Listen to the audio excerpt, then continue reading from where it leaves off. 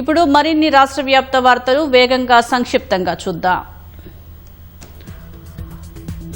ఖైరతాబాద్ నియోజకవర్గ పరిధిలోని వెంకటేశ్వర కాలనీలో పలు అభివృద్ది పనులకు ఎమ్మెల్యే దానం నాగేందర్ శ్రీకారం చుట్టారు. 40 లక్షలతో మహిళా భవన్, బంజారాహిల్స్ లో 58 లక్షలతో కమ్యూనిటీ హాల్, అదనపు అంతస్తు నిర్మాణ పనులకు శంకుస్థాపన చేశారు.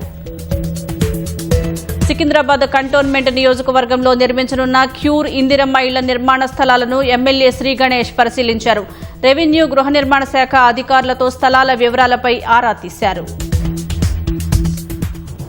నీట్ అంశంపై కాంగ్రెస్ తీరును నిరసిస్తూ ఉప్పల్ నియోజకవర్గ బీజేపీ నాయకులు హైదరాబాద్లోని నాచారం ప్రధాన రహదారిపై నిరసన ర్యాలీ నిర్వహించారు.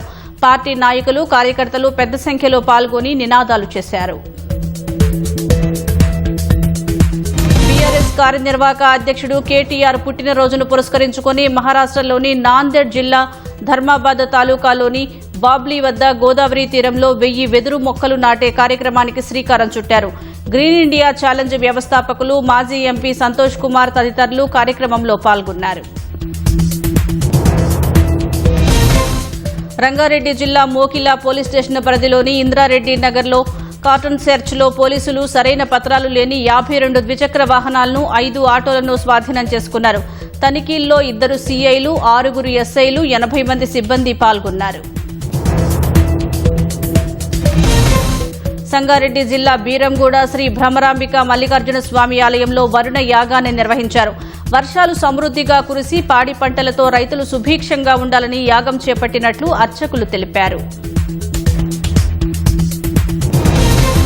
జగిత్యాల జిల్లా పొరండ్ల గ్రామంలో విషజ్వరాలతో ఒకరోజు వ్యవధిలోనే 2 చిన్నారులు మృతి చెందారు.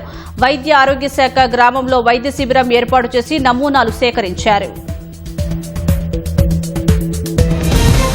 కరీంనగర్ జిల్లా చిగురుమామిడి మండలం ఇందుర్తిలో ఓ ఫెర్టిలైజర్ షాపులో గంజాయి లభ్యమైంది. పక్కా సమాచారంతో ఈగల్ స్పెషల్ టీం షాపులో తనిఖీ చేపట్టి 2 కిలోల గంజాయి స్వాధీనం చేసుకున్నారు. షాపు యజమానిని అదుపులోకి తీసుకున్నారు.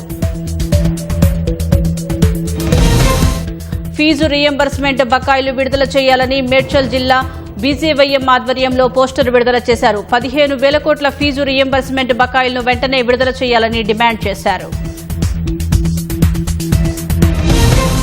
హైదరాబాద్ మాదాపూర్లోని శిల్పకళా వేదికలో యువ నాట్య కళాకారిణి ధన్యప్రసాద్ కూచిపూడి అరంగేట్రం చేశారు. ఈ కార్యక్రమానికి మాజీ ఉపరాష్ట్రపతి వెంకయ్యనాయుడు ముఖ్య అతిథిగా హాజరయ్యారు.